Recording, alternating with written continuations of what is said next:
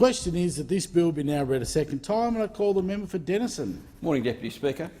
Deputy Speaker, during the previous parliament, the 44th parliament, some members of the Liberal and National parties thought it was a very canny move to promise a plebiscite during this parliament.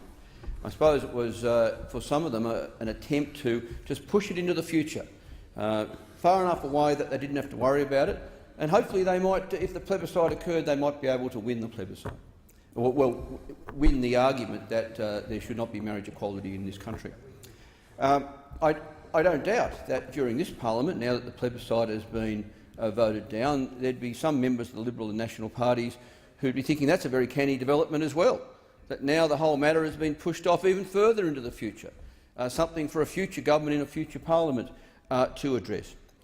Deputy Speaker, I suggest that the judgment by those members of the Liberal and National parties is flawed, because the result of that strategy by the Liberal and National parties has been, in effect, to squeeze every last bit of political heartache and political misery out of the issue. The fact is that a great many people in this country want the 2004 amendment to the Marriage Act overturned. They want Australia to join all other developed countries by allowing two men, if they love each other, to marry, two women, if they love each other, to marry. But no, what these members of the Liberal and National parties have hoped to do is to push it into the future, and I make the point again, they've squeezed every last bit of political misery and heartache out of the issue. People just want this dealt with. They just want it over. The big majority in the community is frankly sick and tired of the ongoing discussion and debate about marriage equality in this country. Yes, there is a significant group of people who oppose marriage equality, and there's a very significant group of people who are in favour of marriage equality. And there's an enormous number of people that aren't all that fussed. They just want the matter dealt with. They just want people like ourselves and other members and senators to move on to other issues. Deal with this now, in the chamber. Deputy Speaker, we are a representative democracy. We're not a participatory democracy. It's our job. We were all elected to represent our community.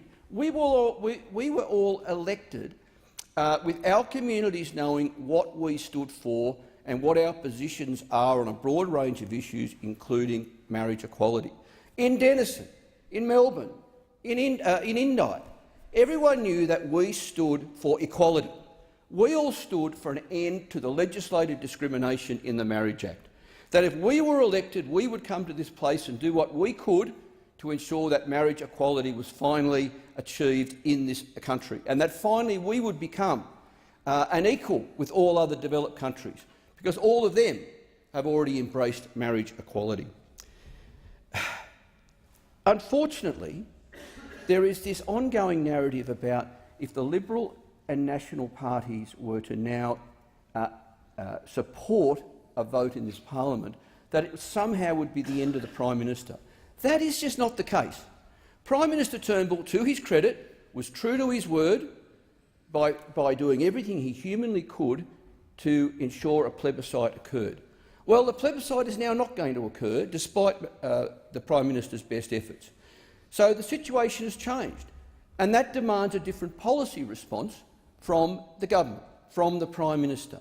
In fact, by bringing this matter into the parliament, voting on it and dealing with it for once and for all, it may well be the saviour of the Prime Minister, because that will be the end of the matter.